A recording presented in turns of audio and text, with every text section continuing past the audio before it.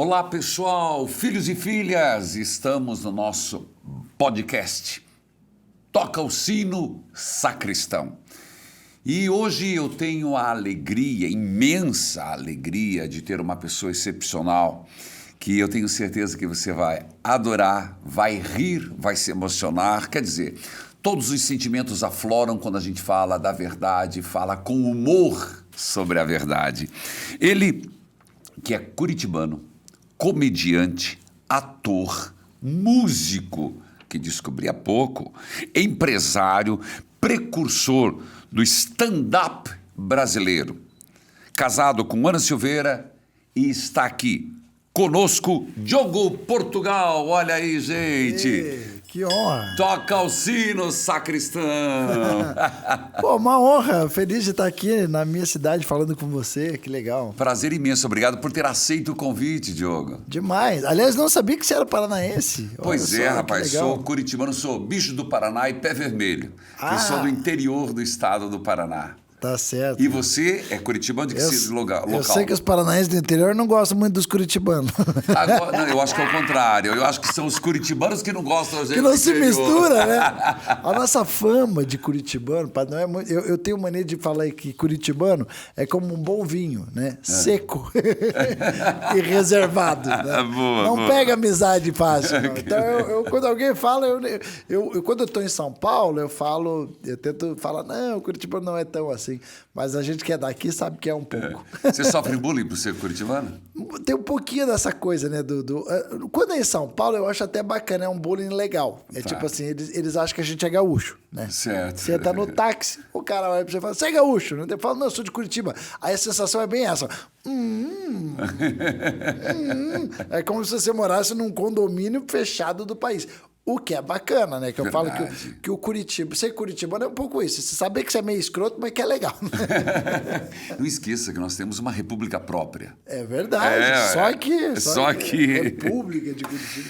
Sua família é tradicional, né? Tradicional de Curitiba. E enveredaram para o direito. Todos. Advocacia. Eu costumo brincar que se você chegar no Tribunal de Justiça ali e falar, pega o Portugal, sai o prédio. Né? É tudo juiz, é advogado, é assessor, desembargador.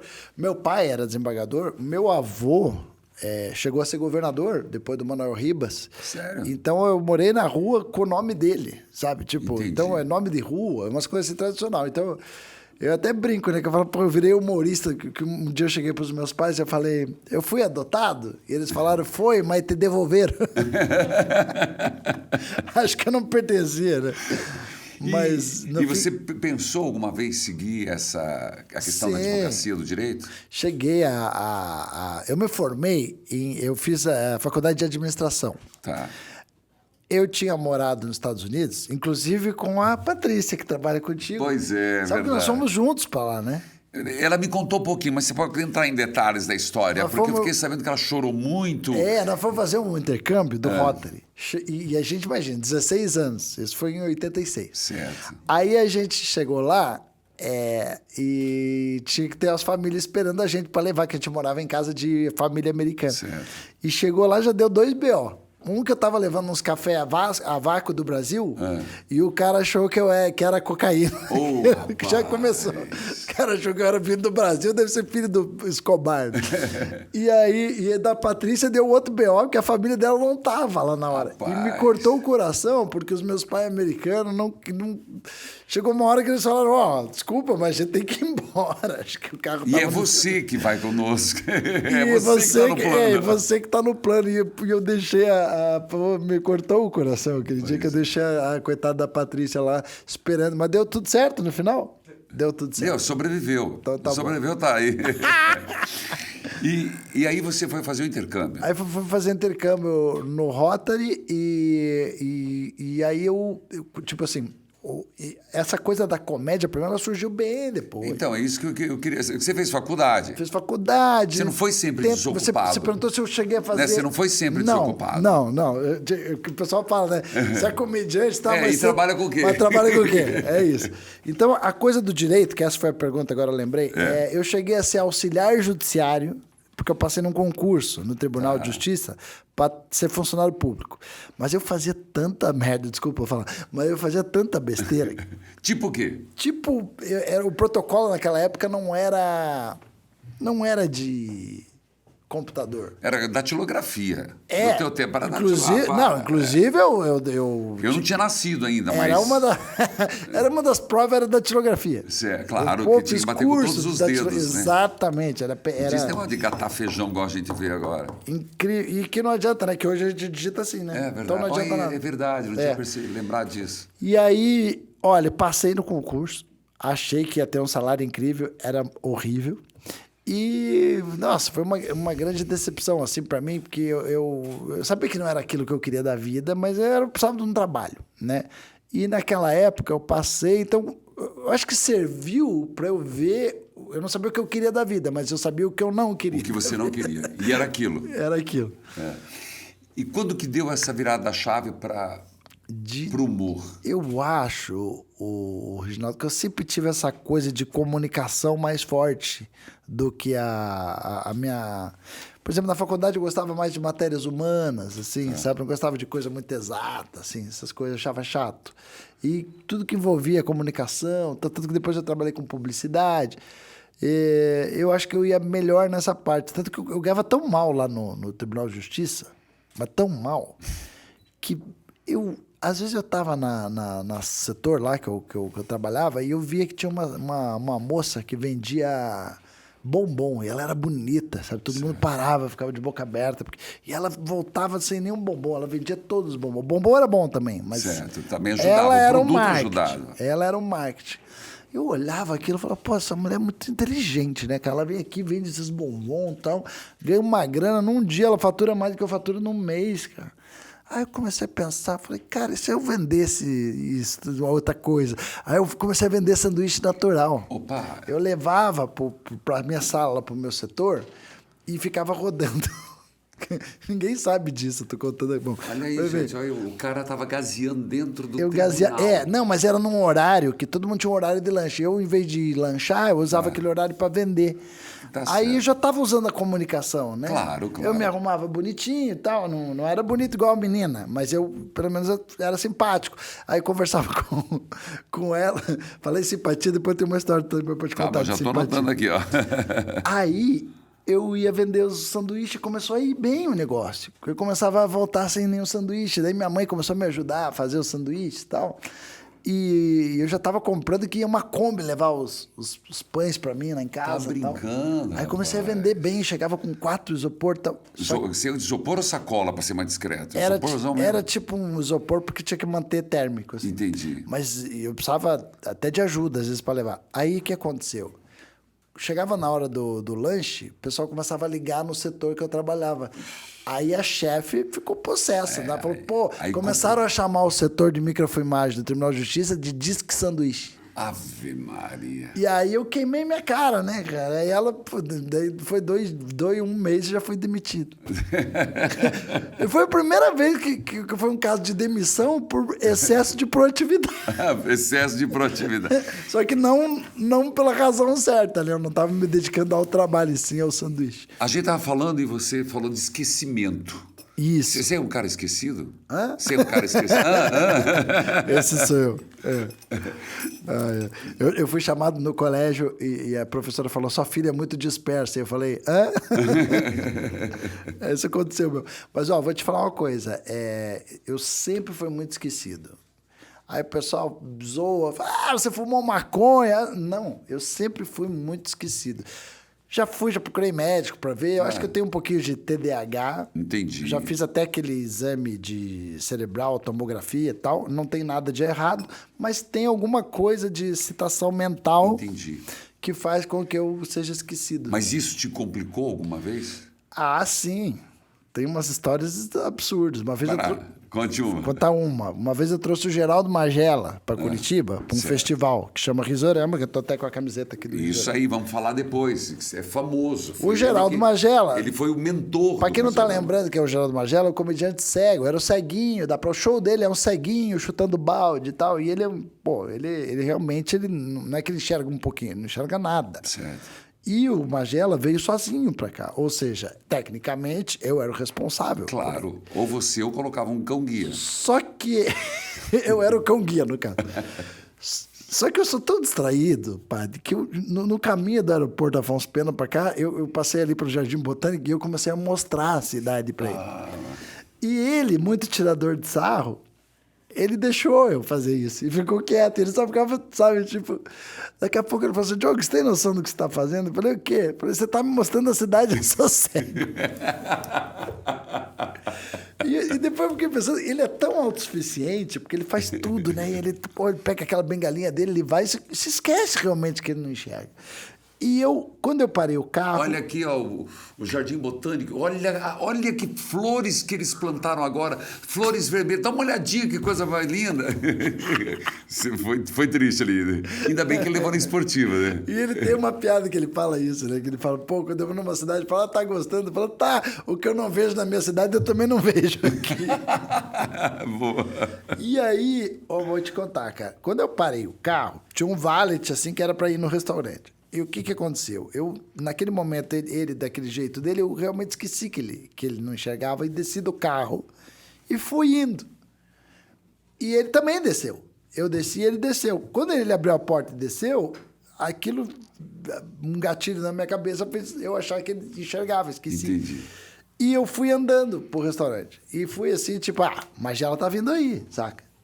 Só que não, né? Só que tinha não, que ter né? pego ele pelo braço, levado, que nem toda pessoa faz, né? Que o cego ele só precisa de um direcionamento. Exato. Ainda mais Você o não precisa Magela. segurar, abraçar. Não, é só o Magela ele tem uma noção de espaço, padre, que eu ficava impressionado. Ele parava assim na beirada do palco, que eu falava, ele vai cair. Era uma fase eu cair. Certo. Ele não, sabe? Ele sabe tudo, as demarcações de espaço, assim, impressionante na cabeça dele. E aquele dia, por causa dessa proatividade dele, eu esqueci. E quando eu cheguei na porta, eu virei para trás. Eu sou tão idiota que eu achei que ele tinha passado de mim.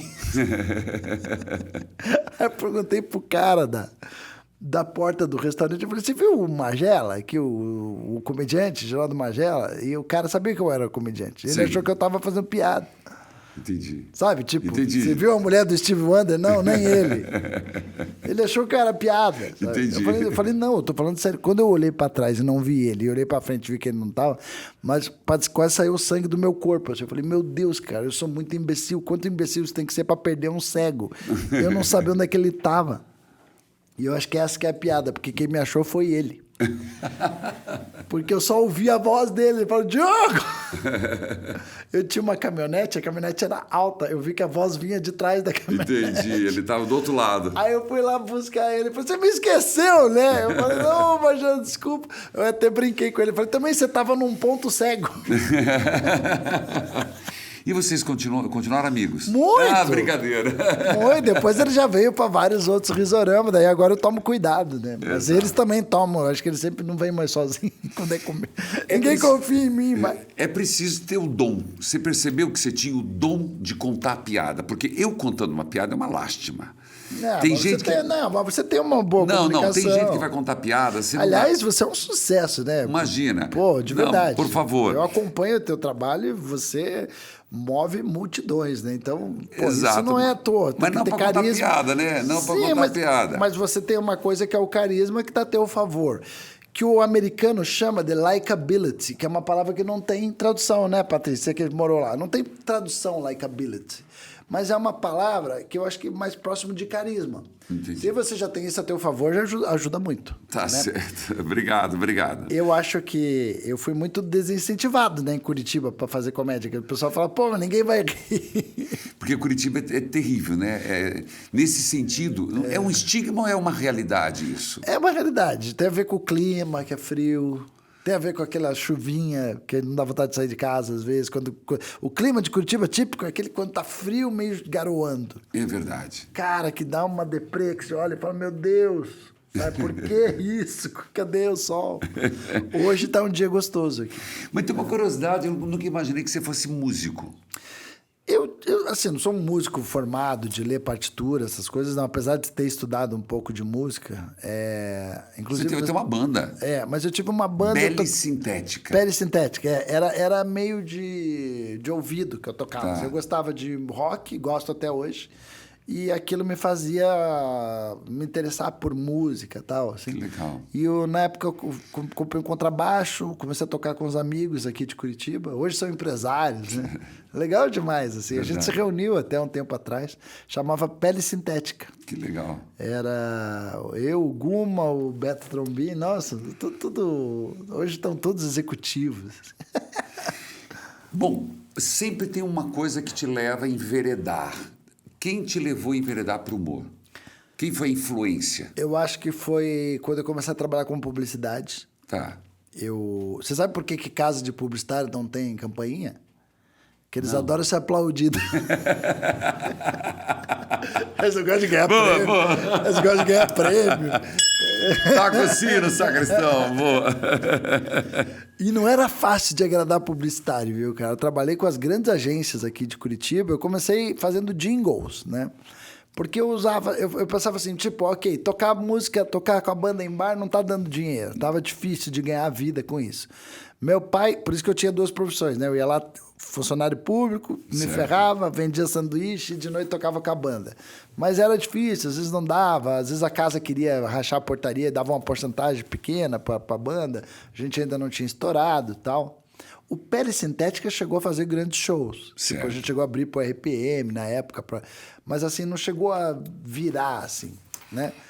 E aí, quando eu comecei a trabalhar, eu pensei assim, o que eu poderia usar um pouquinho de talento que eu tenho musical para ganhar dinheiro? Tá. E eu gostava muito de jingles, sim, né? Nas lojas pernambucanas, né? Não adianta bater. Eu gostava disso. O jingle, ele grudava na minha cabeça, sabe? Era tipo um chiclete de ouvido, assim, né?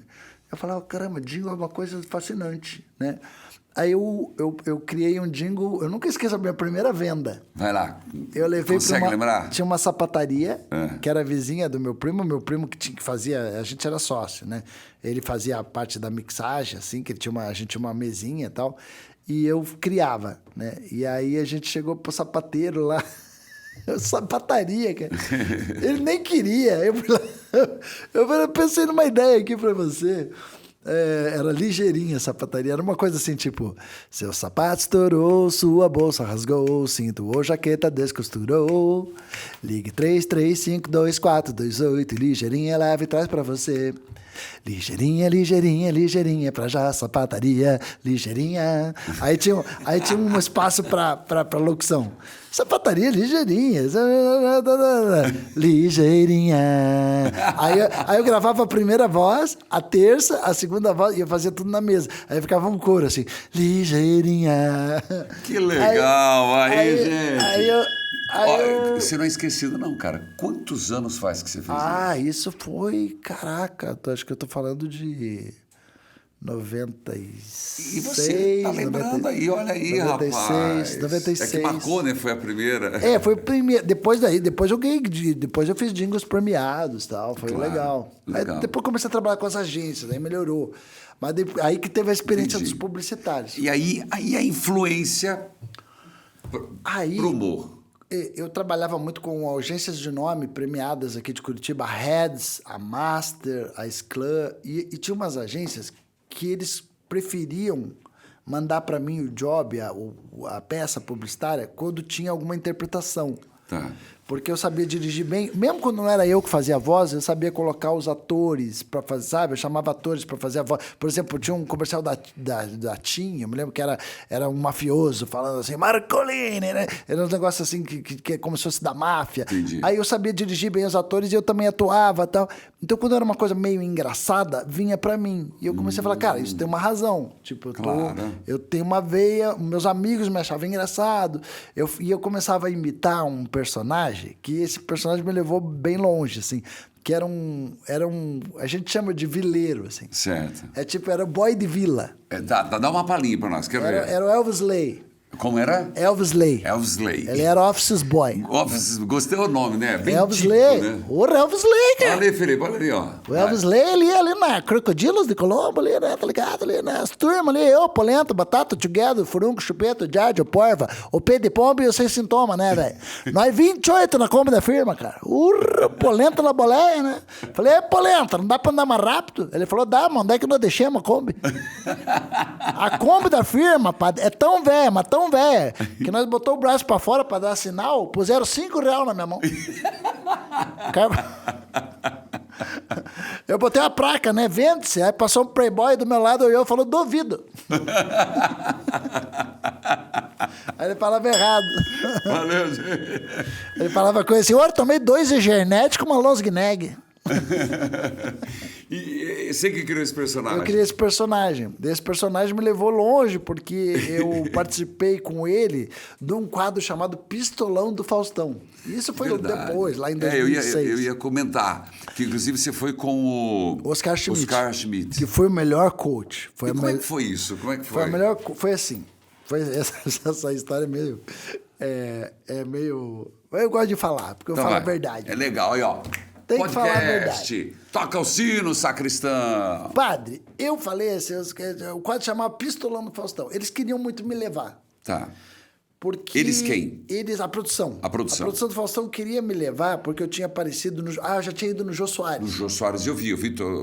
Eu devo muito essa participação do Jô Soares a uma grande amiga minha, que é produtora musical. Hoje, os grandes musicais é ela que produz, chama Alma Liz Reich.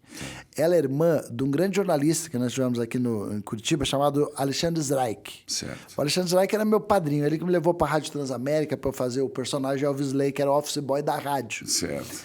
E esse cara era um incrível, grande amigo. E quando ele morreu, a Almali estava trabalhando em São Paulo e ela começou a produzir uma noite que eu fazia lá. E ela tentava, Diogo, você tem que ir no Jô, você tem que ir no Jô, você tem que ir no Jô. E ela... ela era mais perseverante que eu, assim, ela já acreditava mais em mim do que eu mesmo. Eu falava, será? Mas esse cara não... Daí ela mandava meu material lá e um dia eu tive uma resposta de sim, mas... Positiva. Essa resposta, ela é muito responsável por isso, porque ela mandou para a pessoa certa, na hora certa, teve um monte de fatores. Eu sei como é que funciona, tem que chegar na hora certa para a pessoa certa. Exato. E na época foi muito... E ter uma janela de programa, né? Tem tudo isso. E foi muito importante, porque o Jô Soares me deu uma deixa de ficar muito tempo fazendo stand-up no programa dele. Verdade, não é costume. Ele falou, vai lá, você foi no Exato. microfone, com tripé, Isso. e aí mandou ver, rapaz. E aquilo funcionou tanto que na época o Willem, que era o diretor dele, que era um holandês, chegou para mim e falou, Diogo, esse teu quadro funcionou tanto que nós vamos criar um quadro chamado Humor da Caneca. Olha aí. Que sempre vai vir um comediante stand-up, independente se ele foi entrevistado ou não. Como é nos Estados Unidos, o Johnny Carson e tal lá. Certo. E aí foi incrível, que eu falei, caramba, eu acho que eles precisavam saber que aquilo funcionava no Brasil, né? Porque era uma coisa de americano até então, né? E aí a Almali me abriu essa porta. Por causa disso, quando você faz um sucesso, os outros vêm vindo, vai puxando, né? Aí me chamaram do Faustão. Só que o quadro era pistolão. Falaram, Diogo, precisa de alguém famoso para ser teu padrinho.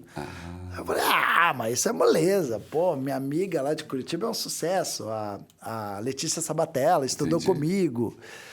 Aí a Letícia negou. Caramba! Acho que eu até entendo a Letícia, ela não quis se envolver. Tipo assim, pô, nada a ver eu ser madrinha de comediante de Curitiba. Entendi. Tipo, queimar minha cara, eu sou uma grande atriz. E ela é mesmo. Né? Ela é mesmo. E aí eu tinha falado do Marcelo Médici também. Marcelo Médici é da comédia, poxa. Meu brother, já trouxe ele pro Risorama.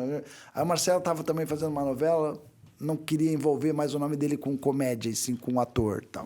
Também entendo. Mas tomei uns 3 tocos de amigo, né? Terrível. Eu tomei muito toco já. Aí eu falei, caraca, bicho. Aí eu era guia da Disney. Ah, isso é uma coisa que eu não falei. Eu era guia de excursão da Disney. Graças ao nosso intercâmbio, trouxe esses frutos pra gente. Olha né? aí. Porque o fato de falar inglês, uma agência de turismo, eu e o Haroldo, que também foi com a gente era guia de uma agência que levava passageiros para Disney. E aí, nessa viagem, eu conheci o Oscar Schmidt. Certo. um jogador, tinha uma agência, que era o Cadum, que era um grande jogador de basquete, e o Oscar ia junto e tal, e eu conheci ele. Uma vez, acho que o Rolando levou ele no meu show aqui em Curitiba, ele conheceu e tal. E aí, você acredita que a própria produtora do Faustão, se não me engano, a Lucimara Paris, que hoje está no Ratinho lá, você deve conhecer ela. Talvez. Lucimara Paris, era a diretora do Faustão. Certo. Ela falou, olha, Diogo, tem uma pessoa que te conhece e aceitou ser o teu pistolão. Tipo, ela que conseguiu Que pra legal. mim. Ele lembra de você, da Disney, não sei o que lá, de Curitiba, o Oscar Que Schmidt. massa. Foi a melhor coisa. Vou te contar por quê. Porque eu distraído, do jeito que eu imaginei, eu deslumbrado, né? Chego na Globo, já dou de cara com aquelas bailarinas, né? Não, eu tava babando nas bailarinas. Quando eu fui, elas estavam todas vestidas para dançar, porque elas dançaram junto enquanto eu cantava no Faustão. Entendi. Inclusive, recentemente estive com ele também. Mas quando eu vou, elas colocam todas as roupas, então não dá para ver, só dá para ver a silhueta. Agora com você deve ser diferente. Não, elas estavam lá no programa. Tá, aí você ficou... Vestidas também. Uma pena. Não, mas assim, aí eu deslumbradão, onde é que eu tô? Olha que legal esse universo. Cara, e aí eu tava competindo com o filho do Ronivon. E eu já tava meio nervoso, que eu falei, puxa, o Faustão é amigo do Ronivon, né? Qual é a probabilidade de eu ganhar do filho do Ronivon, né? Tá certo que o filho do Ronivon ia fazer outra coisa, que era cantar. E eu ia fazer a comédia. E o Oscar Schmidt viu que eu estava desconectado, e ele é um cara muito disciplinado. Não é à toa que ele é quem ele é. Ele chegou onde ele chegou porque ele é muito focado. E ele chegou e falou, como é que tá teu texto aí, não sei o que lá. Eu falei, não, tá, não, para de falar, não quero você falando com ninguém mais. Olha o que ele falou. Rapaz. Ele olhou na minha cara e falou assim, eu não vim aqui para perder. Cara, mas ele me deu uma dura, bicho. Bendita. Vai ali momento. no cantinho e fica decorando teu texto. Fica pensando só no que você vai falar aqui pra você fazer bem feito aqui, que eu não venho aqui para perder, ele falou. Caramba. E aí, realmente, ele me endossa de um jeito que parecia assim que ele... Poxa, sabe? Ele apadrinhou olha, mesmo. Faustão, eu fui lá no show desse menino, ele é bom demais, ele... Porra, e falou de um... Cara, mas ele colocou uma responsabilidade em mim que realmente eu não podia perder. Então eu dei meu melhor aquele dia, legal. sabe? Mesmo com o Faustão, ele tem uma coisa que ele não consegue parar de falar. Então você tem que ter... Não, que é incrível, cara, É verdade. eu devo muito a ele. Eu falei isso, eu tive a oportunidade de falar isso para ele no ar, quando eu fui agora já na Band. Certo. Eu falei, Faustão, você é responsável por duas coisas, por praticamente toda a minha carreira e pelo todo o movimento de stand-up que está rolando hoje no Brasil, porque foi ali que tudo começou. Muita gente até hoje fala, comecei porque eu vi teu vídeo, comecei... E grandes nomes, eu tô falando de grandes nomes, Thiago Ventura, que hoje está bombando... Tem que vir aqui ele. Tiagão, vem aqui no programa aqui. Aí, valeu. Obrigado pela dica. Ele é meio que o nosso Neymar hoje da comédia. Entendi, assim, legal. Absurdo. Poxa, o Danilo, todos esses caras estavam começando na época, assim, sabe? O Pochá e o Danilo já estavam fazendo, mas teve alguns que se inspiraram. Tem um grande palestrante, que é o Murilo Gun, que se inspirou em ver meu vídeo também, em fazer stand-up. Parabéns. Então, eu fico feliz com essas coisas. Mas, assim, ali teve uma coincidência. Era o mesmo ano do surgimento do YouTube. Então, não era... Aparecer na televisão era tudo. Certo. O telefone começava a tocar, contratações.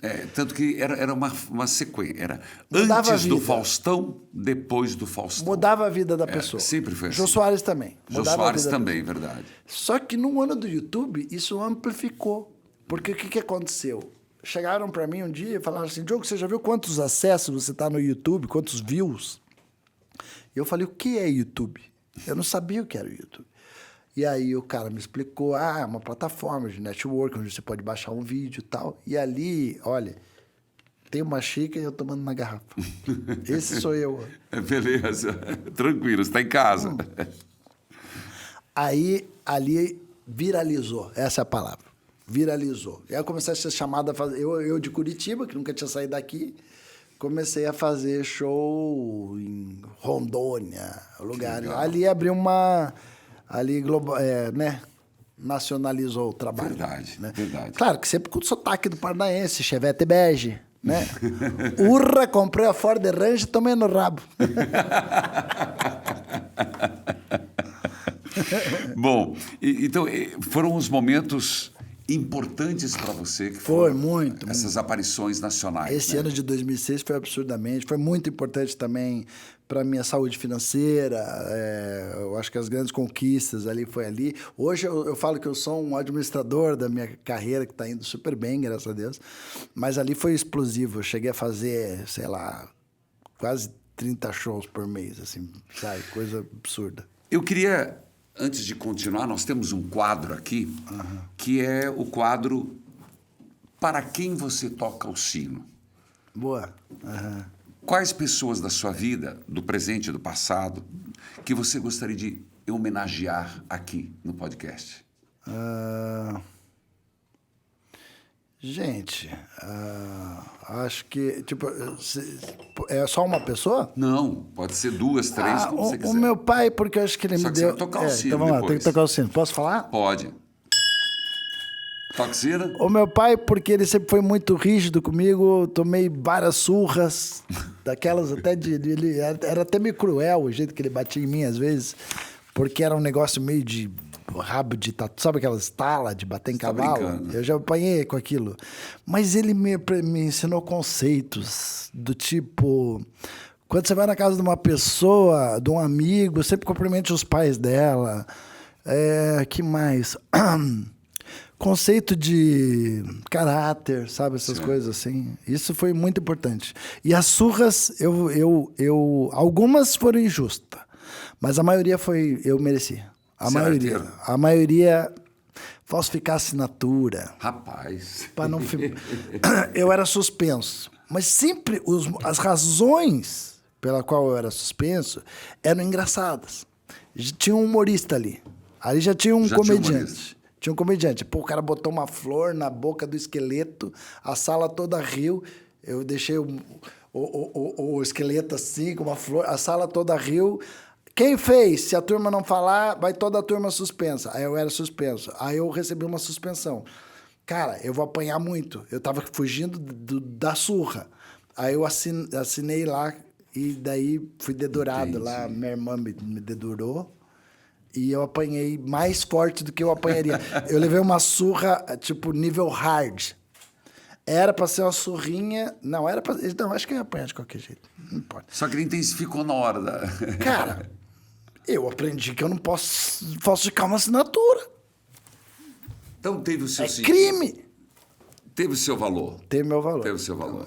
Aí acho que meu pai foi fundamental assim para esse sentido da educação, dos conceitos, de não ser mal educado com ninguém. Meu pai ele era muito de dar valor pro simples, né? Entendi. Quando eu trabalhei em televisão, eu dava valor para a equipe, para a câmera, para a galera que trabalha, sabe? Isso eu sempre dei valor. E isso veio do meu pai um pouco. Assim. Que maravilha. Como é o nome dele? Era João Cid de Portugal, era o nome dele. Tá certo. Mais alguém? Ele chegou a ser presidente do Conselho Penitenciário, foi desembargador, teve presidente do Tribunal da Alçada. Ele era da área de direito. Entendi. Era uma área que não tem nada a ver com o que eu faço. Mas eu não tenho lembranças de brincar com ele, porque a vida dele era estudando, sabe? E hoje, eu como comediante, eu entendo. Porque quando eu virei comediante, eu arrumei lição de casa para a vida toda. Porque uma piada, ela dura pouco tempo, padre. Hoje eu falo faço uma piada política, falo do Bolsonaro e do Lula, ou eu falo da guerra da Ucrânia, porque o comediante ele pega a tragédia e se transforma em piada. Isso. Certo? E essas piadas, elas duram uma semana, dão um pico de view e daqui a pouco acabou. Tem que começar do zero. Qual que é o assunto do momento? Então, eu ia te perguntar exatamente como que se forma uma piada. Mas só para fechar esse quadro, tem mais alguém que você gostaria de tocar? Quem mais que eu gostaria de tocar? Gente, tanta gente que eu gosto. Não sei, dos colegas. Gente, eu falo do pai... para minha mulher. Tá certo. Minha mulher é braba. Mas eu falo braba em todos os sentidos, assim, porque ela é muito Também brava. Bravíssima. Ela é braba de braba, Certo. Mas ela é braba no sentido de que quando a gente casou, tipo, a gente tá junto faz desde 2009, né? Ela participa muito da minha vida. Ela é minha empresária, ela faz os agendamentos, mas ela é minha maior provocadora. Tá. Profissional. Tipo, podia estar melhor, saca? Entendi. Não tem elogios, porque eu não aprendo nada no elogio. E ela sabe disso, entendeu? Então, ela não é que ela não gosta ou que ela não admira, mas mas aqui isso podia melhorar. Ou aqui faz isso, ou aqui aquilo. Então, minha mulher é braba, ela, nesse sentido, eu pago pau, essa é a palavra. Aí, legal. E levo pau também. Então, a gente estava conversando, como é que funciona? Porque você não tem piada, a piada pronta, ela rarissimamente ela vem. Como é que você forma uma piada? Porque depois nós vamos falar dos textos. Porque você tem que ter texto, você tem que mudar. A piada ela é meio matemática, né? Como assim? Quais são os critérios? O critério é o seguinte: exagero e absurdo, né? Tá. Então, e às vezes ela tem um alvo, né? O que é o problema nos Exatamente. dias de hoje. É. Porque as pessoas estão ficando muito ofendidas. E isso tá virando quase que aquele cara que entra na frente da bala e reclama porque atiraram nele. Isso é um problema para o humor? Grandíssimo problema para o humor. Grandíssimo, porque hoje, quando eu vou fazer um evento corporativo, esses compliances das empresas já vêm com uma lista de coisas que eu não posso tocar.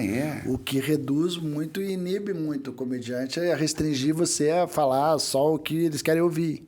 Me dê um pouco da lista. Eu quero entender, porque nós estamos na fase do cancelamento. Por exemplo, se você falar de relacionamento, já pode cair no machismo. Não pode falar de relacionamento? Pode. Perdeu a graça. Pode, mas se você ofender a mulher... Entendi. Mas espera aí, eu estou falando da minha mulher, estou falando do meu casamento, não importa. Você está ofendendo todas e alguma ONG pode achar isso ruim. Entendi. E eu falo isso porque eu coleciono processos, tá? Você coleciona? Coleciono. Não Olha tenho aí. tantos que nem o meu brother Gentili.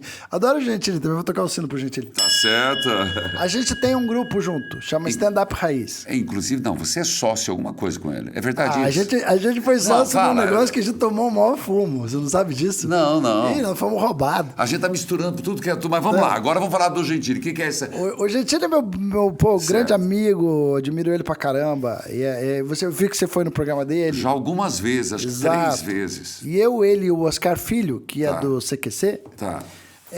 a gente tem um grupo chamado Stand Up. Puxa, tinha que ter trazido o vinho pro padre, esqueci do vinho. Não tem problema, você volta ao próximo e Nós traz. estamos lançando um é? vinho que tá um sucesso. Aí, Esse o vinho tá um padre entende sucesso. de vinho. É que a gente tem um grupo, né? Tá. Stand Up Raiz. Por que é raiz? Porque a gente começou lá nessa época. Em Entendi. 2006, a gente tava fazendo stand-up numa Perfeito. época que ninguém fazia.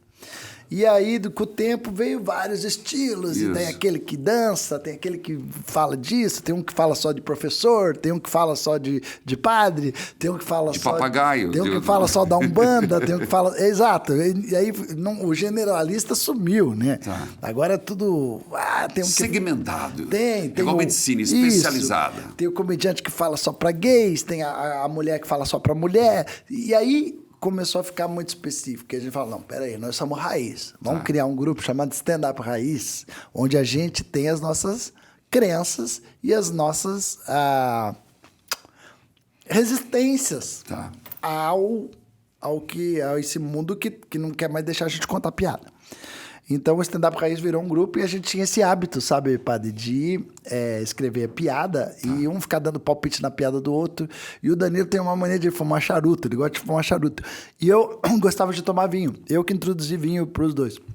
E aí a gente tomava vinho, fumava uns charutos lá e ficava dando palpite das piadas. E um dia eu falei, pô, se a gente tivesse um vinho com o nosso nome, né? E eles acharam a ideia incrível, mas... Eu vi que eu acreditei mais que eles, assim, na ideia. Certo. Eu falei, pô, a gente podia ter um vinho, né? Insistiu de novo no assunto. Aí eu plantei quase que um desafio para mim mesmo de ir atrás disso. E tem um grande parceiro que é daqui de Curitiba, que chama Porto a Porto, que é uma importadora.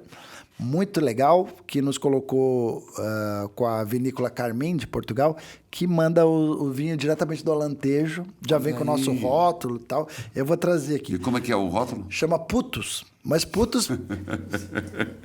Importante deixar. Putos quer dizer meninos. Tá bom. Mas O vinho em padre está tomando vinho putos. Sim, mas meninos em Portugal é putos. Você, tô brincando. Quando é igual rapariga, né? Sim, Igual rapariga. é que nem rapariga. Tem um que é Quinta das Rolas. É português, é o nome do vinho. Então, o putos quer dizer meninos, pelo amor de Deus. Senão eu nem teria passado do NPI lá, que é o negócio de marcas. A tua esposa não deixaria também, o vinho né? é português. Exato, porque o putos tem vários significados. Exato. Tem duplo sentido? Óbvio, somos comediantes. Tanto que o slogan é: nunca fomos sem graça, você que bebeu pouco vinho. Entendi, Esse legal. é o slogan. Mas o vinho é muito bom, você vai gostar. Tá, mas aí vocês também fizeram uma parceria econômica. Aí fizemos uma parceria... Vocês ficaram milionários. Não, mas nós estamos indo muito bem. Nós já somos o recorde de venda da importadora. E em São Paulo é a Casa Flora e aqui é a Porto a Porto. Tem uma parceria de 2 importadoras que trazem o vinho e distribuem para o Brasil todo. E a gente está muito feliz que ele está na prateleira dos supermercados. Então não é pecado, juro. Então vamos tocar o sino aqui, ó. E... Você, falando sobre Tem tinto, branco e rosé, tá? Só pra... Aí, Último merchan. Não, merchan, vai lá. Não falo mais nada do vinho. Vinho eu já errei. Eu tinha que ter... é putos? É putos só. Putos. Eu tinha que ter trazido ele aqui pro padre e não trouxe. Isso não vai dar certo. Vinho putos. Putos. Quem é esse? O Diogo Portugal, Danilo Gentili E o Oscar Filho, isso, que fazia o CQC, ele era chamado do Pequeno Pônei, lembra? Depois trabalhou com a Maísa, faz vários filmes, séries, é um grande ator. Em todas as grandes vinícolas do Brasil, ou nos bares também, né? Os bares de comédia todos servem putos. Eu estou muito feliz com essa conquista também. Legal. Sobre a fabricação de uma piada, então a gente estava falando que existem temas... Tem piada que chega na mão, vem quicando, né? Exato. Tem alguns personagens públicos que nos dão piadas prontas, né? Nem eu sou humorista e consigo fazer uma piada. Exato. Mas, de modo geral, qual é a linha que você gosta?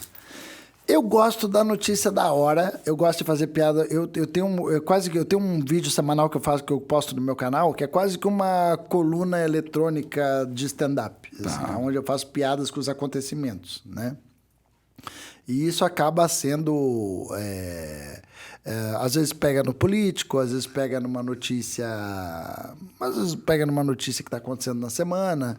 E às vezes é uma notícia bizarra, sabe? Que aconteceu, assim, tipo... Mas, por exemplo, quando aquele fugitivo lá, o Lázaro, ninguém encontrava ele. Aquilo me deu muita piada. Apesar de ser uma tragédia, de ser um psicopata. Era um assunto absurdamente... Nossa... Consegue lembrar? Eu fazia... uma das piadas que eu me lembro que falaram assim, que eles deram muitos tiros quando acharam o Lázaro, né? Daí todo mundo tava... A polêmica era, nossa, pra que esse exagero? Tal. Daí eu falei assim, não, mas os policiais estavam ordenados para dar só um tiro. Mas tinham 200 policiais. Cada um deu um. Virou uma peneira. Bom, e quando você vai preparar um stand-up? Mas eu falo muito sobre relacionamento, por exemplo, casamento. Né? Casamento é um tema bom. Você não falava? Não, eu falo que quando eu vou fazer um evento corporativo, vem uma lista de coisas que eles te assustam, porque... E eu entendo perfeitamente, se eu sou vamos dizer assim, eu sou o assessor de RH de uma empresa... Vamos falar uma empresa multinacional. Eu tô com a minha cabeça a risco.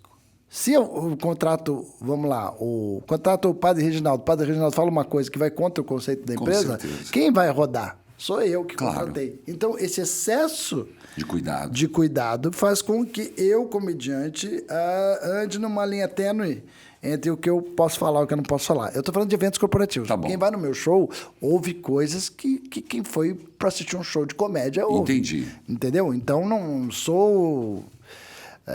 Não sou nem tanto ao céu, nem tanto à terra. Tá, você não é puritano, mas você não é daqueles Mas, caras... tipo assim, que casa engorda. Isso é uma piada que eu fiz, né? Eu falei, pô, cara, isso é fato. O cara casa, engorda.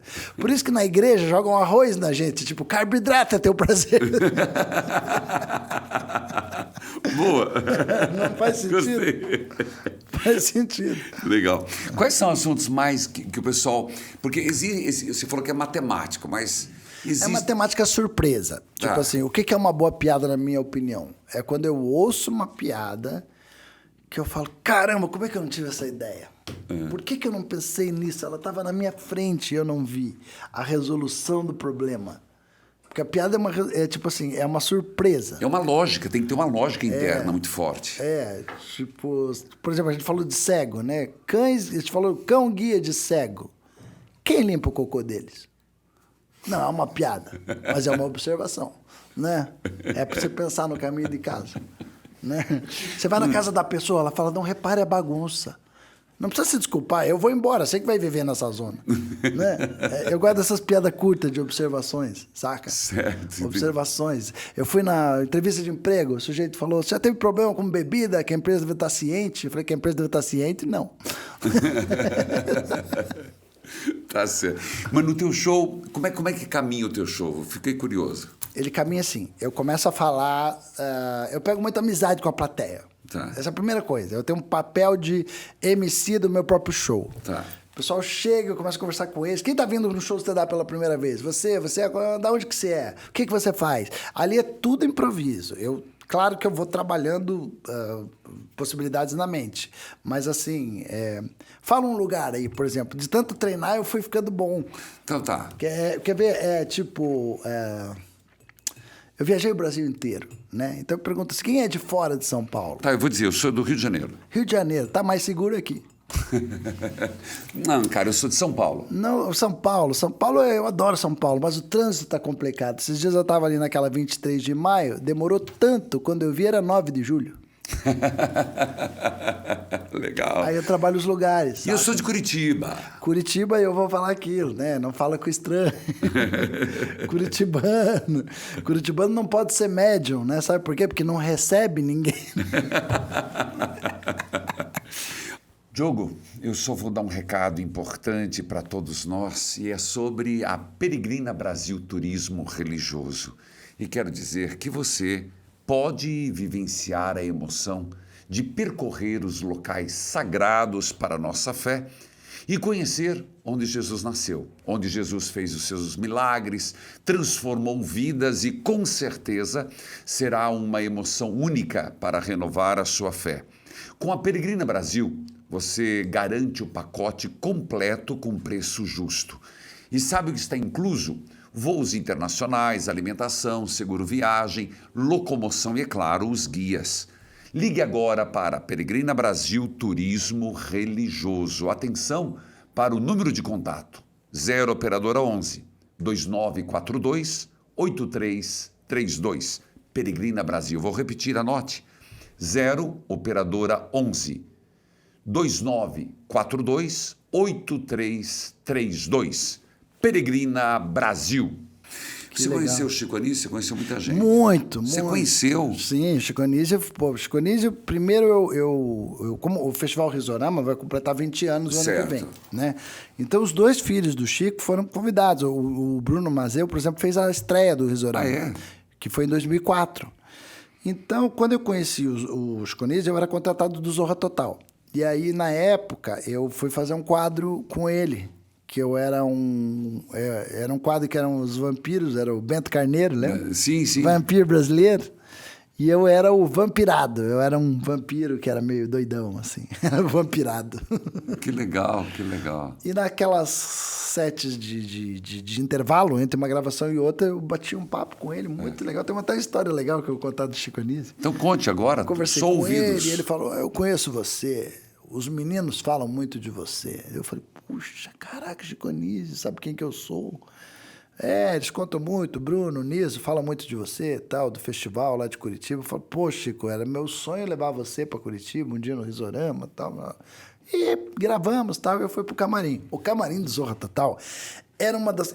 Foi muito mais importante na minha vida estar naquele camarim do que fazer literalmente o programa, certo. sabe? Porque o meu quadro até não teve uma vida muito longa lá. Mas assim, eu ficava ouvindo as histórias do Agildo Ribeiro, do Paulo Silvino, aquele Tony Tornado. Certo. Tinha um cara que chamava Barrozinho, que era um ator que fazia uma novela Estúpido Cupido. Eram uns caras engraçados. Mas engraçado, o Dória, lembra o Jorge Dória, né? Eu ouvi cada história, que eu falava, cara, que legal, como eu queria ter vivido isso, né, tal. E aí eu enriquecia, assim, meu espírito de ouvir aquilo, e eu, ao mesmo tempo que eu me achava uma fraude de estar ali, né? Tipo, o que eu tô fazendo no meio de tanta gente talentosa? Quem sou eu pra estar aqui, né? E um dia eu tava ali no camarim, e no meio de todo mundo, foi até assim, parou. A produtora chegou, Diogo, o Chico Anísio era o único que tinha um camarim separado. Certo. Todo mundo ficava no mesmo camarim.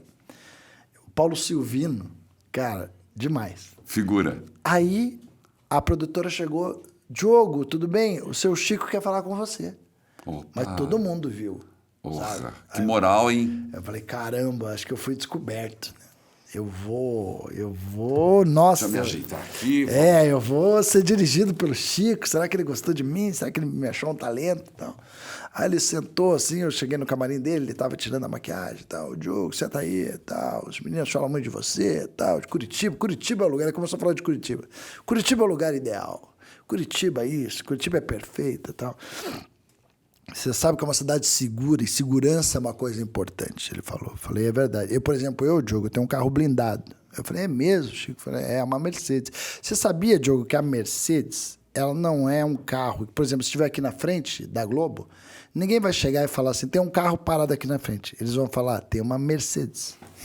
Eu falei, é mesmo? Eu falei, eu tenho uma Mercedes, a minha Mercedes, inclusive, foi da Hebe Camargo. Eu falei, que legal, e é um carro assim, então comecei a especificar e falar tudo da história da Mercedes. Eu não sabia da história da Mercedes no Brasil. Mas você não estava muito interessado na história da Mercedes, você queria aquele... Exato. O que vai dar? Eu falei, o que vai dar, onde é que ele vai chegar? Daí eu falei, que bacana, Chico, tá? Então, daí ele olhou para mim e falou, quer comprar? Meu Deus. Ele queria me vender a Mercedes. Você tá brincando? Mas a lábia dele para vender que me chamou a atenção. Eu falei, cara, esse cara é um baita vendedor, cara, porque ele botou a Mercedes dele lá em cima. Rapaz. E eu não sabendo onde que ia chegar essa história, daqui a pouco ele disse, quer comprar?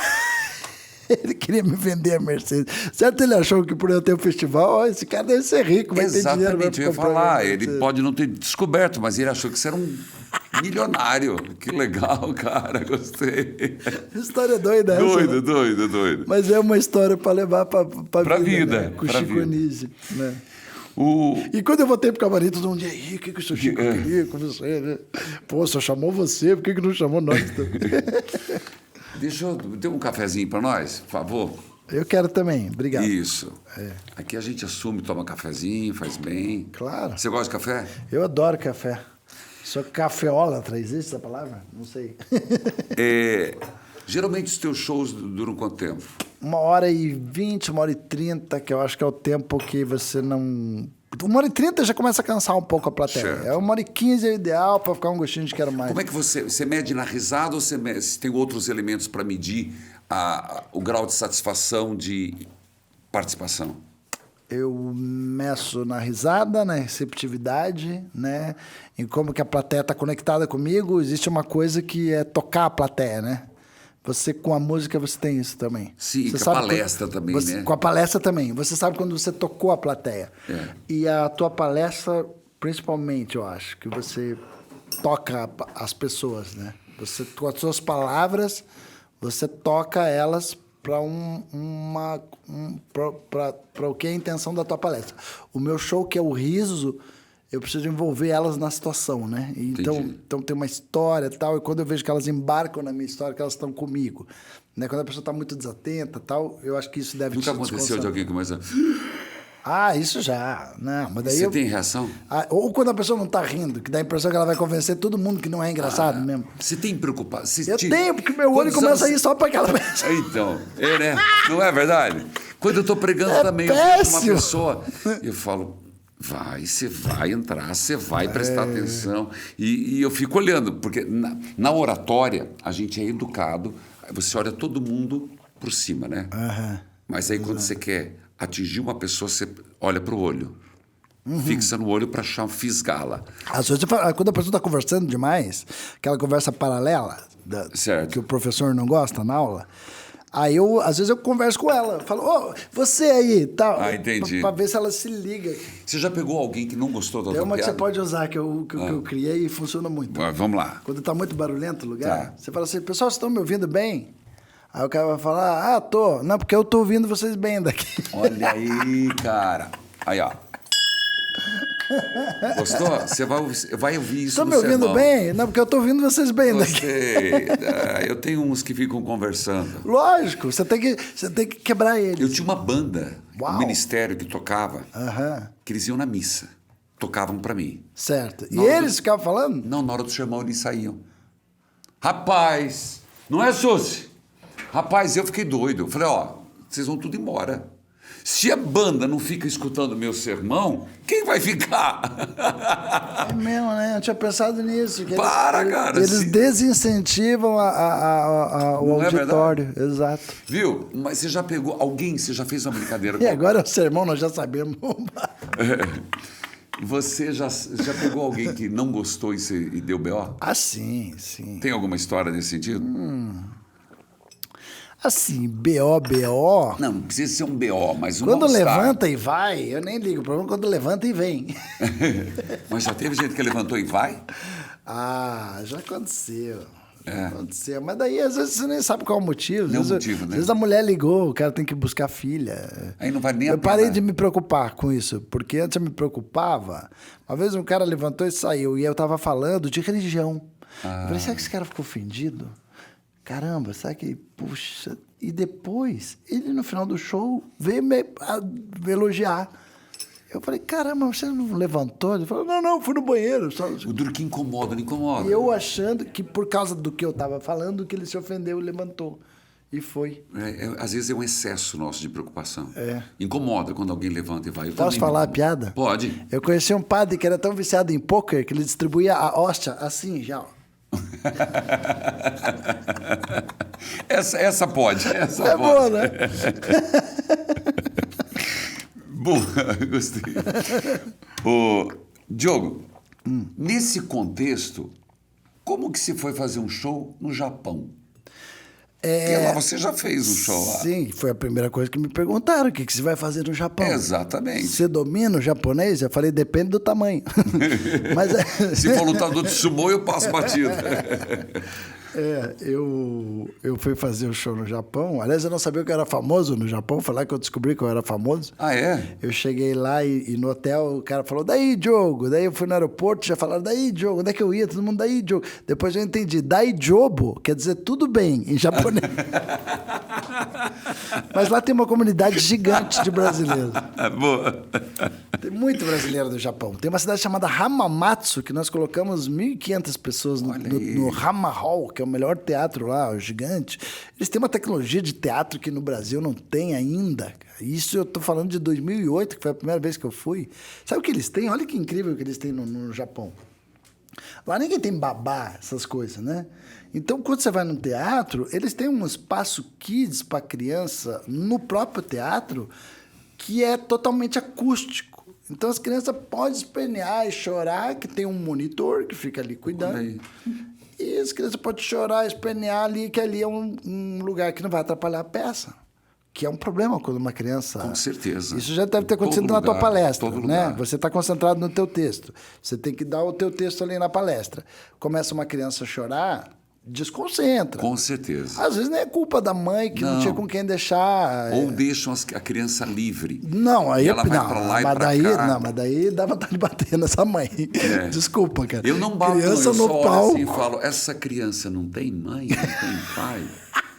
Eu só falo assim, porque, não, você acredita, o entrevistado é você, mas uma vez eu rezando Pelo amor missa, de Deus, eu gosto de ouvir histórias também. Então a fica à criança vontade. chegou, ela pegou a toalha do altar e ela começou a fazer assim, sabe pegar e rodar Nossa, no dedinho. Você já viu a hora que ia cair Eu tudo. falei, ela vai puxar.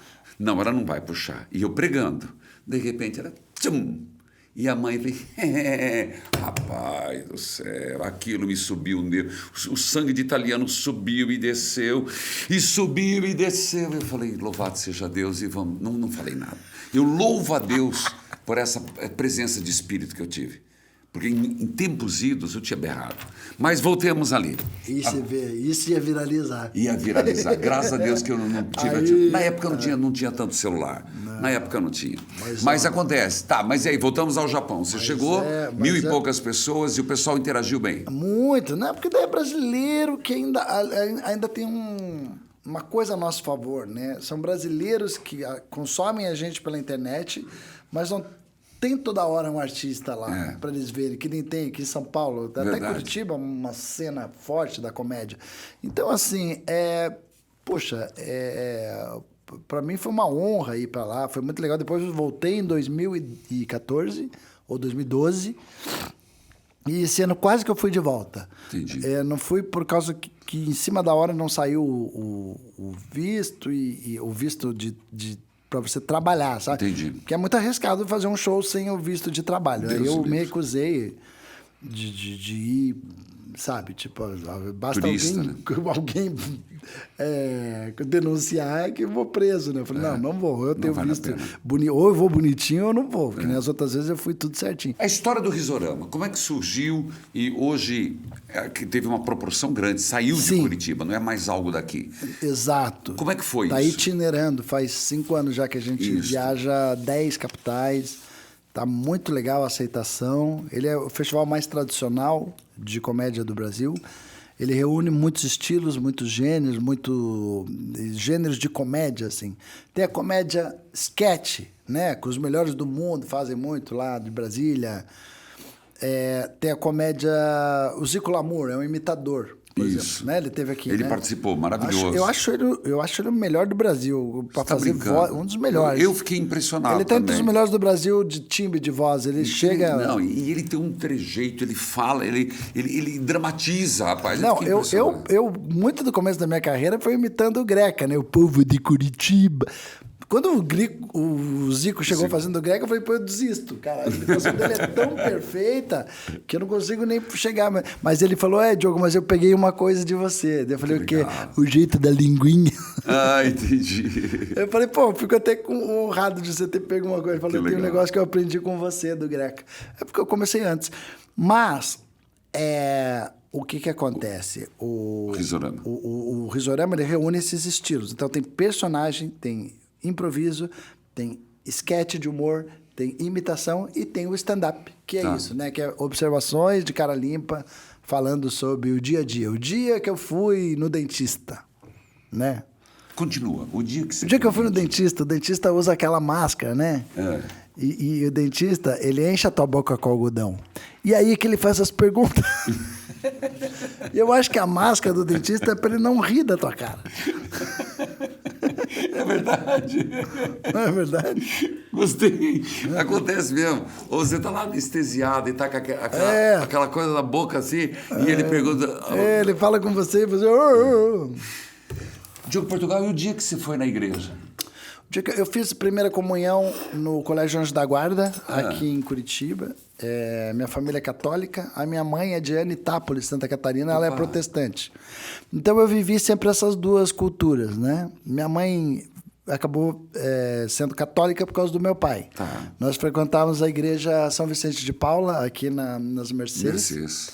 Ali na Jaime Reis, né? Isso. Então, ali eu fiz quase... Ali é a minha formação Eu jogava bola com os padres. Que legal, os padres vicentinos. Estudei lá também minha filosofia. Você estudou lá na São Vicente de Paula? São Vicente de Paula. Aquela quadra incrível, né? Eu joguei bola lá também. Era ruim pra caramba, mas joguei. Temos um vínculo. A minha infância foi daquela quadra. Sério? Eu joguei bola... Lugar maravilhoso. Meu aniversário eu passava lá com os meus amigos, eu convidava meus amigos, a gente jogava bola ali. E os padres sempre foram muito legais com a gente, sério. E os padres frequentavam a minha casa. Que legal. Porque meu pai e minha mãe eram muito religiosos. Então a gente tinha uma coisa que a gente chamava de missão. Missões redentoristas vicentinas, eles são funcionava missionários. Funcionava assim. Lazaristas. Tinha uma imagem da Nossa Senhora que ela ia... tipo, a gente tinha era uma paróquia, né? Isso. Então, a gente fazia parte dessa paróquia. E várias famílias da vizinhança faziam parte da paróquia. Então, o que acontecia? Essa santinha, ela ficava um pouco do tempo, coisa de uma semana ou alguns dias na casa de cada fiel.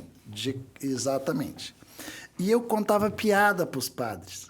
Rapaz. E isso é uma coisa que minha mãe sempre lembra. Fala, Diogo, o padre ficava vermelho com as piadas que você contava e tal. Mas minha mãe falava, mas eles gostavam. Legal. Era um momento de descontração. Porque eu era criança, também tinha uma coisa de... tem uma inocência ali. Claro. Mas acho que meus pais ficavam com vergonha um pouco. E essa santinha, ela ficava... Essa imagem da santa na minha casa, eu nunca esqueço, que a gente era... doutrinado, né? Claro. Reza pra santa, pede tuas coisas... pra você passar de ano, minha mãe falava, né? E faz a tua oração ali. Então, essa fé foi sempre muito... fez parte da minha cultura. Meus pais eram muito religiosos. A gente ia na missa todo domingo, de manhã, na igreja São Vicente de Paulo. Mas eu tinha essa dupla coisa que também a igreja me lembrava muito o que eu mais gostava de fazer, que era jogar bola. Jogar bola. Faz parte. Às vezes é o gatilho, é o chamariz. Isso Mas hoje você tem algum vínculo? E eu fiquei amigo dos padres, né? Porque eu jogava bola com eles. Tinha um que era um goleiro incrível, cara. Ele jogava, ele pegava, não tinha uma bola que passava, assim, que ele era muito bom. Era seminarista, acho, na época. Isso ficou em você alguma coisa hoje? Repercute até hoje? Olha... Na tua formação, na tua vida? Sim, porque eu tenho uma fé. Eu hoje sou um pouco turista de missa, eu confesso, né, que eu não vou do jeito que eu deveria ir. Apesar da minha mulher fez questão, a nossa filha fez primeira comunhão. Opa, agora. Parabéns. Ela fez primeira comunhão na igreja do Nossa Senhora do Brasil, ali que é perto da minha casa, em São maravilha. Paulo. Eu moro no bairro do Jardins. Nina, 9 anos. A Nina fez primeira comunhão com todas as coleguinhas do colégio dela, tal. Legal. Então ela tem essa coisa. Eu sempre falo para ela rezar de noite, que bom. Sabe? Principalmente quando ela tá sem sono. Eu falo, reza. Então, celular esquece. Entendi. Celular esquece. Celular já não tá mais em hora do celular. Agora você tem que dormir para acordar cedo da manhã. Você vai chorar para acordar cedo da manhã? Ai, não, eu tô sem sono. Reza. Entendi. Que bom. Você não quer tuas coisas e tal? Você não quer ser campeã de ginástica olímpica que ela tá fazendo? Eu quero, então reza para dar tudo certo, eu falo para ela. Que bom. E ela sabe rezar porque ela aprendeu, né? E ela aprendeu todas as doutrinas. Eu lembro de tudo que eu aprendi na primeira comunhão e tal. E eu fui crismado depois de adulto. De adulto. Engraçado, é uma opção, né? Também. Foi o meu próprio irmão que foi o meu padrinho. Padrinho. Padrinho. Porque tem na fase da adolescência... Foi lá na São Vicente de Paulo que eu fui crismado. Que legal. Quando não é na adolescência, depois fase adulto. Eu fui na fase adulta, crismado na fase adulta. Que legal. Escuta, mudando de assunto... Só para falar, porque Santa Catarina, eles são muito alemães, né? São. Então, lá na muito cidade forte. da minha mãe era protestante. Então, eu gostava muito também de ouvir o pastor. O pastor falava umas coisas legais também, lá em Santa Catarina. Então, eu tinha essa cultura de, com os meus avós, eu ia na igreja protestante. E com os meus pais aqui, eu ia na católica. Que legal. Bom, depois do Risorama, eu estava vendo que recentemente você criou eu achei meio pesado. A fritada? Não, a fritada é totalmente pesada. A fritada Mas como é que foi a concepção? A fritada é um exercício de não se levar a sério e de brincar com os limites do ser humano. Até onde que você aguenta. É que nem a criança puxando a toalha ali. Até onde que você aguentou.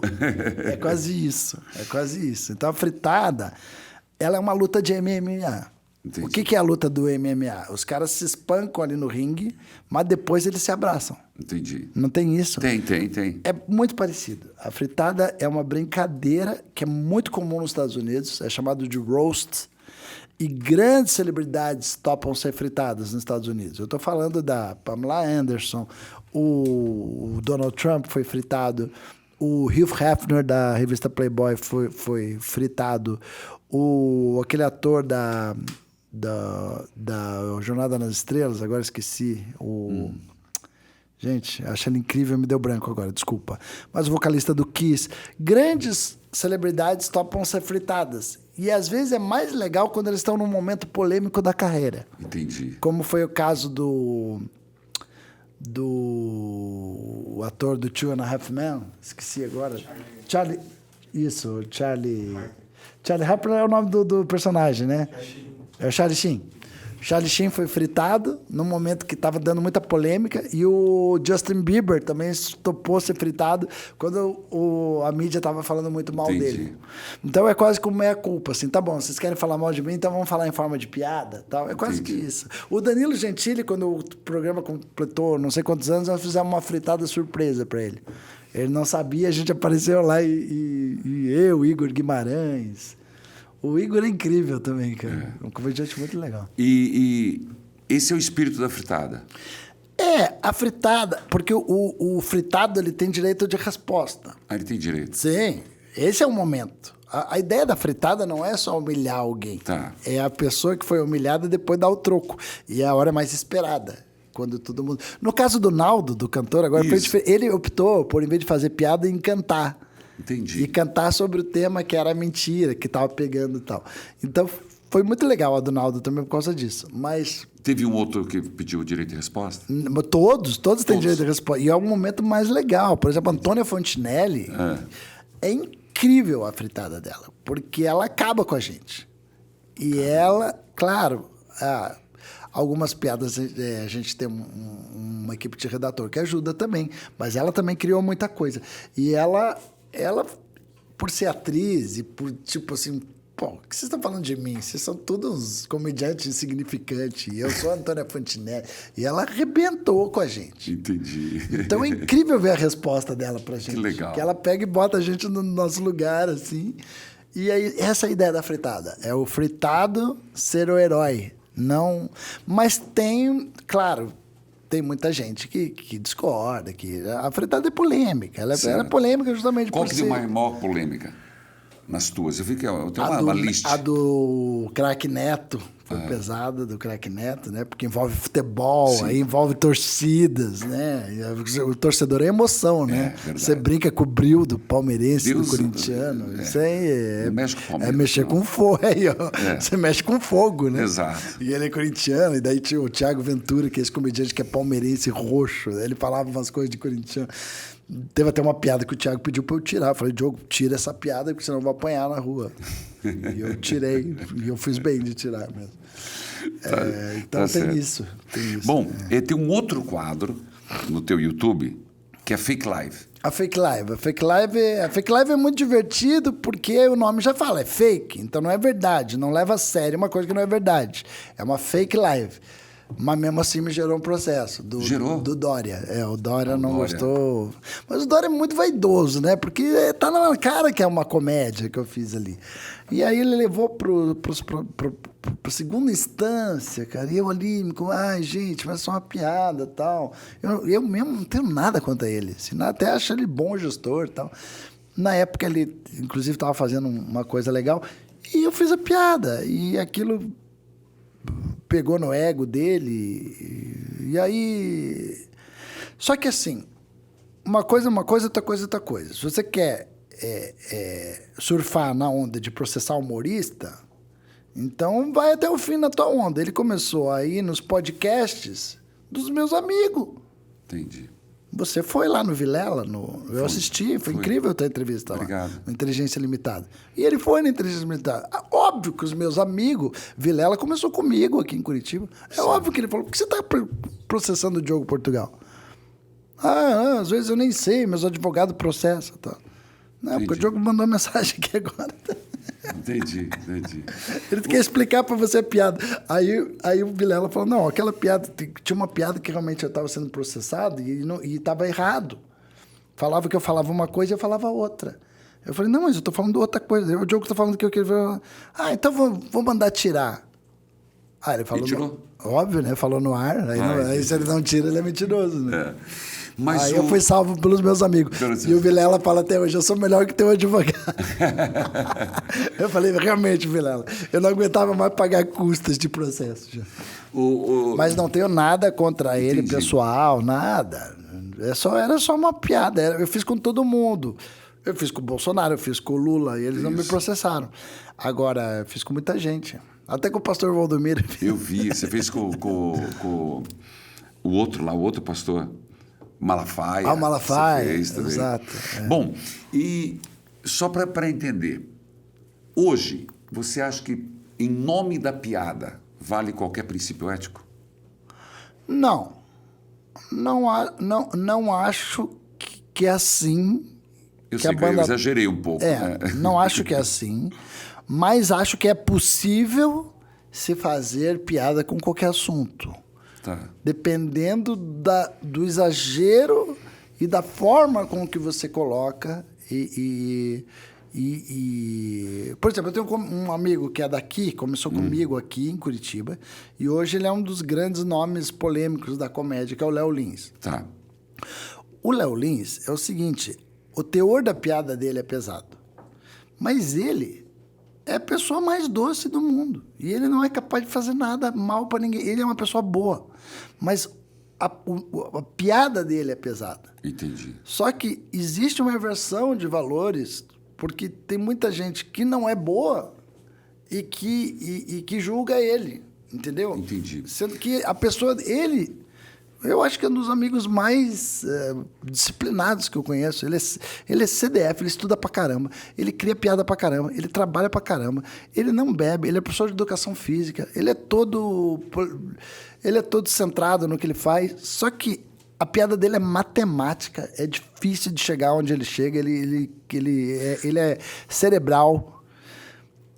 O Murilo Couto, que trabalhava com ele, é mais corporal. Certo. Também é muitas piadas boas, é um grande comediante, mas ele tem uma coisa mais de ator. O Léo não, o Léo ele depende do que ele escreve. Então, assim, ele é julgado por uma coisa que ele não é. Mas ele fala e ele faz, entendeu? Então, claro, isso custou o emprego dele. Ele foi demitido do SBT por causa de uma piada que ele fez. Então, e era até uma piada que ele já tinha feito faz tempo, mas foi recorrente e tal. Enfim, eu não estou aqui para julgar o que é certo e o que é errado, mas eu sempre vou estar do lado da piada, entendeu? Mas tem limites. Tem. Se eu pegar e falar para você que não tem limite nenhum, não tem, porque eu sei que hoje eu não posso escrever qualquer coisa no Twitter que eu vou ser cancelado. Até porque se você escreve e você fala, já são duas linguagens diferentes. Você não faz porque vai ser cancelado ou porque você não acha certo? Dependendo do caso, eu não acho certo. Dependendo do caso, eu não falo porque eu acho que vou ser cancelado. O que você acha que não é certo? Por exemplo, tem coisa que eu falo no palco que eu não escreveria. Eu não deixaria registrado com a bunda na janela. Entendi. Entendeu? Não mesmo, porque eu sei que o que mais tem hoje são vigilantes da comédia. Gente com metralhadoras ali pronto para te apontar entendeu? A bala do canhão para te cancelar, para te ferrar, entendeu? Isso para tudo. Mas tem coisa que eu falo no meu show que não é totalmente correto. Eu sou um pouco contra o politicamente correto demais. É o que eu ia perguntar. Entendeu? Porque eu falo isso, eu falo, eu sou de uma época que meu pai fazia bullying comigo. Então, eu aguento porrada. Você acha que isso é um limitador do humor?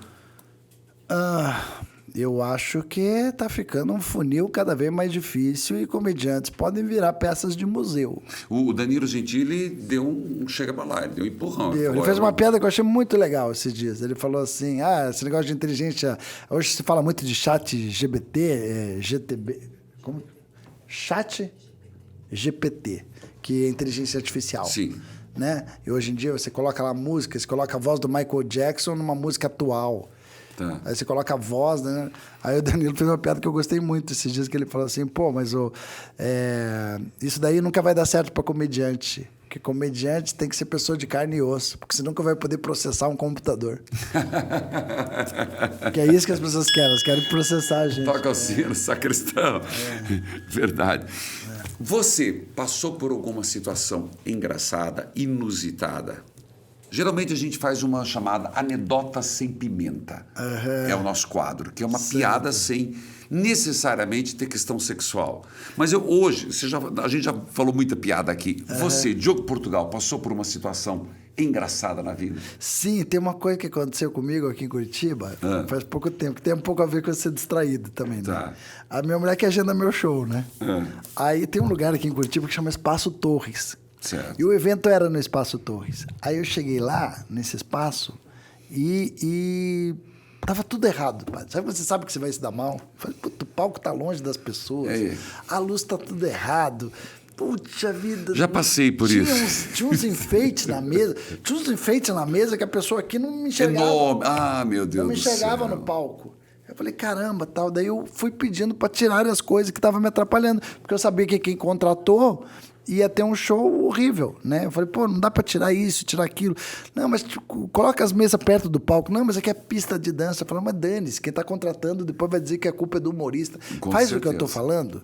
Daí eu falei, não, mas a decoradora vai me matar. Eu falei, depois eu me entendo com a decoradora. E aí muda aqui a luz. A luz tá pros noivos que vão entrar. Eu falei, mas eu não posso fazer o show no escuro, amigo. Só tem essa luz. Aí troca a luz dos noivos para mim. Entendi. Tá? Coloco o meu assessor junto comigo. Aí, para trocar essa luz precisa da escada do bombeiro.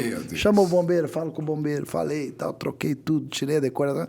Mas a decoradora vai ficar brava comigo. Eu falei, depois eu converso com ela. Vamos mudar. Resumindo, eu troquei a festa inteira. E quando eu tava voltando para casa, eu liguei para minha mulher. Eu falei, você me dá pelo menos o nome dos noivos para eu fazer as piadas, porque os caras me contratam para um casamento, eu não sei nome de padrinho, não sei nome de noivo, me dá uma dica. A minha mulher só falou assim, como assim casamento? Eu troquei, padre, uma festa inteira. Porque existe 2 Espaço Torres em Curitiba, eu fui no errado. Mas eu troquei toda a festa.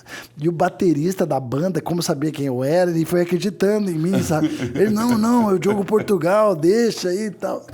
Eu sei que eu ferrei uma festa de casamento inteira, porque eu troquei até o bolo, eu tirei do lugar que era. E você acabou não voltando a fazer o show? Não, daí minha mãe... Eu falei, mas onde é que é o show? Ela falou no Espaço Torre. Daí quando eu fui no outro, tava tudo certinho, do jeito que eu pedi. Mas aí você pelo menos ligou, falou, volta tudo. Não, até hoje eu não sei o que aconteceu.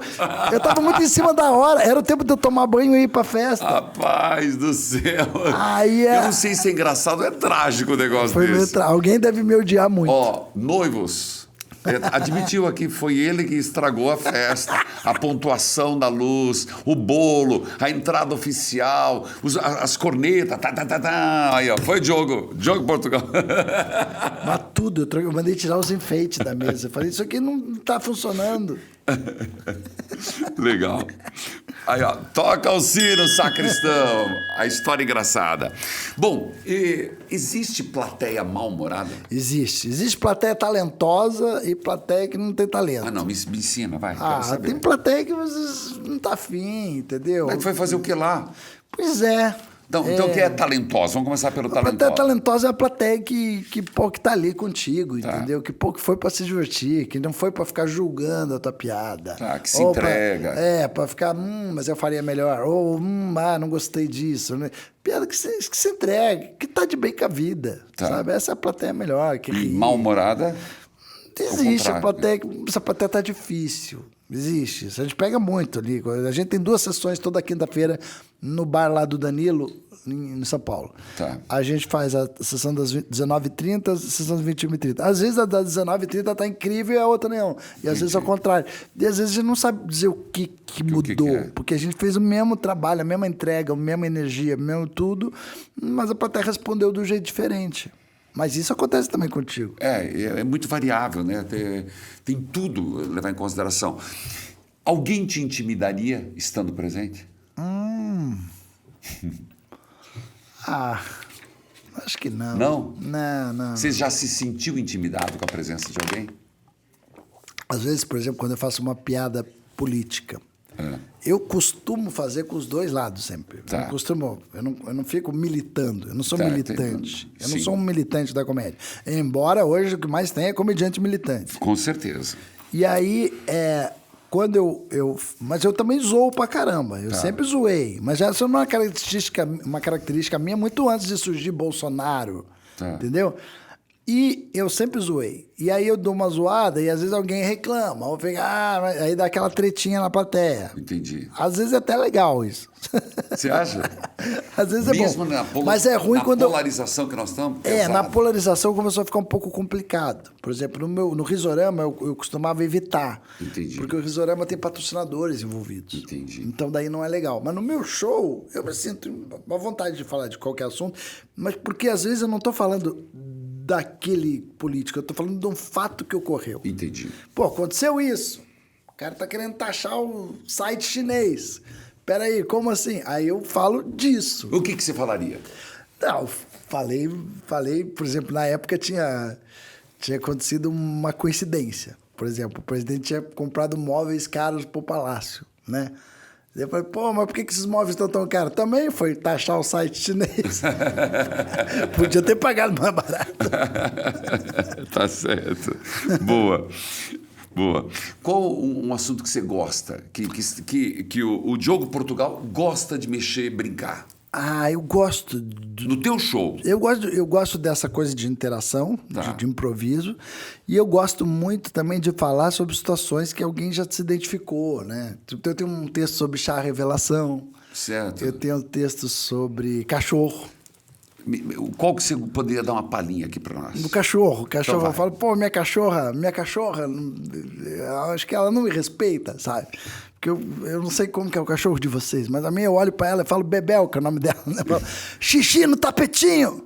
Aí ela fica me olhando, sabe como quem diz? Eu vi você errar o vaso. Quem é você pra me julgar? Eu falo, nem minha cachorra me respeita. Boa. Aí, gente, toca o sino, sacristão. Coisas de dia a dia, criança, por exemplo, a gente teve muita coisa de online, né? Aulas online na pandemia e tal. Aí eu me lembro que a minha filha um dia estava aprendendo sobre curiosidades, e uma delas era que uma das características dos mamíferos era a presença de pelos, né? Eu falei, caramba, que bonitinha, né? Minha filha me explicando um negócio que nem eu sabia direito, né? E daqui a pouco eu falei, pô, daqui a pouco minha filha saiu do banheiro e falou assim, papai, teu sabonete é mamífero.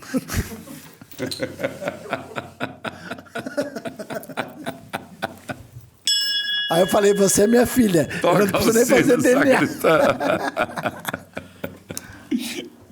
Bom, gostaria de fazer alguma... Não estou terminando não, porque tem uma coisa aqui. Diogo Portugal, teria algo que você fez, não faria, se arrepende? Não quer dizer que você vai contar, vai ter processo, mas algo que você contaria para o padre e diria, ó, isso eu fiz, não foi legal. Tipo confessar, né? Eu confesso. Caramba, é tanta coisa, né, cara? Não precisa ser coisa cabeluda, não. Não precisa, nem... Cabeludo é o sabonete. É o sabonete. O Tony Ramos. Tony Ramos. Ai, deixa eu ver. De arrependimentos, assim? Ou que na vida, se for, aqui eu errei, eu podia ter feito diferente e aprendi para a vida para agir assim. Aham. Ah, tanta coisa, né? Se você voltasse no tempo que você não faria. Pô, eu tomei um golpe. Você tomou um golpe? Tomei. Eu e o Danilo Gentili, a gente abriu uma casa lá em Orlando e a gente depositou toda a grana, né? Pro cara que era o gestor e o cara era padrinho de casamento dele. Nossa. O cara... Não, a gente tá com o processo até hoje. Aí, E o cara vazou? A gente ganhou o processo lá nos Estados Unidos. O cara vazou. Meu Deus. Mas calma, a vida é uma roda gigante. Tá certo. Mas isso é um erro profissional, né? Claro. O que seria um erro, vamos dizer assim? Eu acho que o que vem na minha cabeça são mais erros profissionais. Certo. Acho que eu dediquei muito tempo também para televisão, quando eu deveria ter dedicado mais tempo para a internet. Entendi. Sabe? A televisão, isso é uma coisa um sentimento que eu tenho. Eu trabalhei muito tempo para uma emissora aqui no Paraná, onde eu não sei onde está todo esse material e toda essa energia que eu criei para eles, Entendi. sabe? Sendo que se eu tivesse feito na internet, ela estava eternizada. Verdade. Saca? E a televisão, ela ela consome, depois não te dá o direito de você ter. Também ela te limita a isso não pode, isso não pode, isso não pode, que é o que a gente está vivendo hoje. Isso. Então, acho que é um pouco isso, sabe? Acho que esse é um arrependimento meu, assim, de não ter me dedicado... A vida me deu a dica, era o YouTube. Certo. E eu, na época, a televisão é importante e tal, e acabei muita energia para televisão e pouca para internet, que hoje a minha casa é a internet. Entendi. Meu canal do YouTube, inclusive, queria convidá-los para se inscrever no meu canal. Toda semana tem um vídeo novo, as fritadas estão lá também, as fake lives, todos os meus conteúdos estão na internet. Então, a internet é meio que a minha casa. Hoje eu tenho um estúdio de conteúdo e tal. Então, acho que isso é um arrependimento, né? Que me corta um pouquinho mas não tem como voltar atrás, né? Chegamos com o Diogo Portugal a 2023. Certo. Como você se vê daqui 10 anos? Ou não 10, eu não gosto dessa pergunta. Daqui 10 anos, nesses próximos 10 anos. Eu me vejo muito inquieto profissionalmente, assim, sabe? Porque eu tenho essa característica que eu acho que é legal, sabe? Que é uma satisfação positiva, né? Porque eu gosto de realizar projetos. Então, isso é o que me move. Não é dinheiro, porque dinheiro é uma consequência de uma coisa que você acertou, né? Certo. Então, assim, como que você acerta? Errando muito. E como, verdade. Né? Como é que você acerta? Errando muito. Então, não é quanto que você insiste em tentar fazer alguma coisa para alguma coisa dar certo no meio de tantas que você tentou, né? E eu não acho que eu vou perder essa característica, não. Acho que é isso que me move. Então, eu vejo ali o Carlos Alberto, hoje eu faço a Praça Nossa, né? Toda quinta-feira eu tô lá sentadinho no banco dele. Você já esteve lá, não? Não, ainda não. Tem que ir lá um dia. Ele é muito querido. E eu gosto eu gosto da energia que ele tem, sabe? Eu vejo ele decorando os textos de 10 humoristas, assim. Ele me dá a liberdade de eu falar o que eu quiser. Ele não gosta de decorar comigo. Eu sou um dos poucos, o Matheus Ceará e o menino lá do Sul, nós somos um dos poucos que ele não quer ouvir a piada antes, ele quer ouvir na hora. Ah, é? Ele quer rir na hora. Então eu não passo nada com ele. Mas a maioria é quadro que é pontuado. Então você vê ele tá com 85 e ele tá ali, decorando e tal. E aquilo é o barato dele, sabe? Que é a droga dele, sabe? Entendi. É um negócio que dá energia para ele. Então eu quero ter coisas que me dão energia até o final da vida. Porque se é a hora que eu parar de fazer isso, é porque daí não tem mais sentido, né? Então se eu me vejo fazendo alguma coisa, agora eu tô terminando um livro, né? Mas eu já tenho uma ideia de uma série. Puxa, eu quero fazer o documentário do Risorama. Já são 20 anos, tem que ter um documentário do Risorama. Opa. Caramba, eu não quero continuar fazendo a fritada. A fritada tá indo bem, tá dando mais view impossível. A do Naldo deu quase 2 milhões já. Então, eu tenho que manter as minhas... Eu tenho que ser um malabarista que mantém os pratos no ar, né? Mas eu não quero deixar os que eu conquistei cair. Eu só quero botar mais prato na jogada. Entendi. Então, tipo, sei lá, Curitiba. Curitiba, cara, é uma cidade que me faz muito bem, né? Porque eu sou daqui.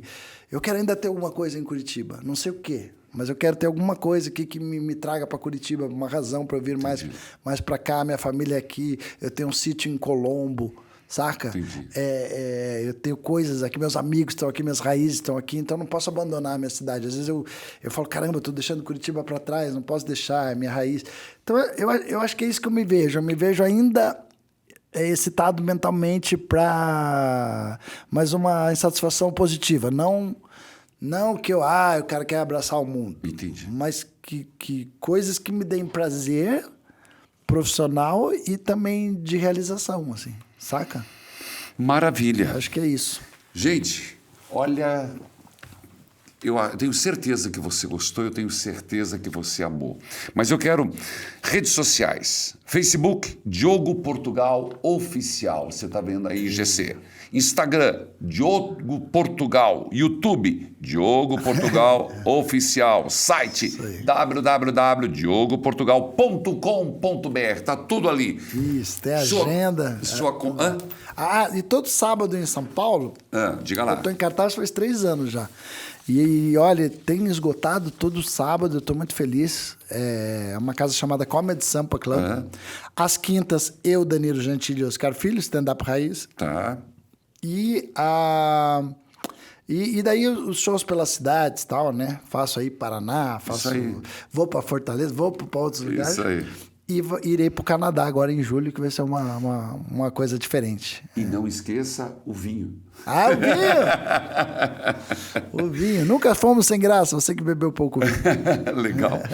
Alguma consideração para o teu público? Olha, é isso aí. Só gostaria que vocês acompanhassem meu trabalho. Às vezes a pessoa não está inscrita no canal. E se você se inscrever, acionar o sininho, você recebe o vídeo antes e tal. Tá certo. E isso é muito bacana. E Risorama, logo vou estar colocando as cidades que a gente vai viajar esse ano. E é isso. Né? Muito obrigado por estar aqui. É um Eu prazer que agradeço. imenso. Para mim é uma honra. Eu acompanho você. Você é um fenômeno. Imagina, por Verdade. favor. Não, de verdade, de verdade. Quando me disseram que você vinha, eu falei, eu não acredito, ele vai se dar o ar da graça aqui, vir aqui visitar esse tupiniquim. Imagina. E eu fiquei feliz de saber que você é paranaense, que eu não sabia. Sou. Achava que você era de São Paulo. Não, tal. com a graça de Deus, sou aqui do Paraná, com muito orgulho. Que legal. Diego Portugal, muito obrigado. Que Deus te Valeu, abençoe. Felicidades, viu? Demais. Gente, até o nosso próximo podcast. Toca o sino, sacristão. Até a próxima.